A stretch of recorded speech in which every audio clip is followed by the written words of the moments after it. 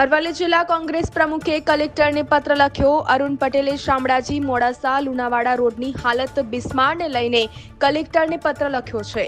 અરુણ પટેલનું નિવેદન, ખાડાની અંદર રસ્તો શોધવો મુશ્કેલ છે.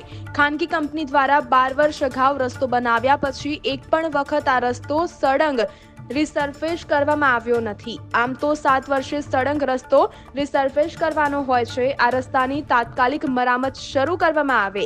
જ્યાં સુધી મરામત કામ પૂર્ણ ના થાય ત્યાં સુધી ટોલ વસૂલાત બંધ કરવી. જો આવનારા સમયમાં રસ્તો રિપેરિંગ કરવામાં નહીં આવે તો ગાંધી ચિંધ્યા માર્ગે કોંગ્રેસ આંદોલનની ચીમકી આપી છે. આમ તો જનરલી 7 વર્ષે સળંગ રસ્તો રિસર્ફેસ કરવાનો હોય છે, પરંતુ આ રસ્તો ટુકડે ટુકડે એના ટુકડા કરવી અને રિસર્ફેસ કરવામાં આવતો હોય છે. આ રસ્તા ઉપર ચોમાસા પછી એટલી હદે ખાડા પડી ગયા છે કે વાહન ચાલકોની પરિસ્થિતિ બિલકુલ દયનીય થઈ છે. આ રસ્તા ઉપર જે ટોલ ફ્રી નંબર હોય એની પણ જાણકારી પૂરી આપવામાં આવતી નથી.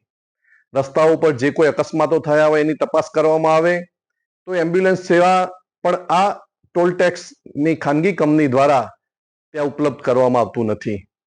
સાથે સાથે બીજી એક વાત કરીએ કે આ જે રસ્તો જે છે એની અંદર એક પણ સુવિધા ન હોવાના કારણે વાહન ચાલકો પણ ત્રાહિમામ પોકારી ઉઠે છે.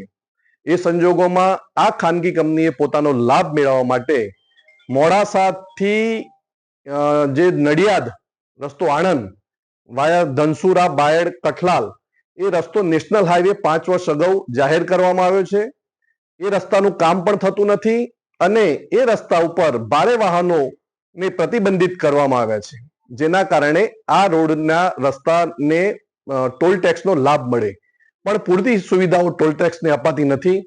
જો સરકારી તંત્ર દ્વારા આ ટોલ ટેક્સની જો દૂર કરવામાં નહીં આવે, જો સુધી રસ્તો રિસર્ફેસ કરવામાં નહીં આવે ત્યાં સુધી ટોલ ટેક્સ ઉઘરાવો બંધ કરવો પડશે.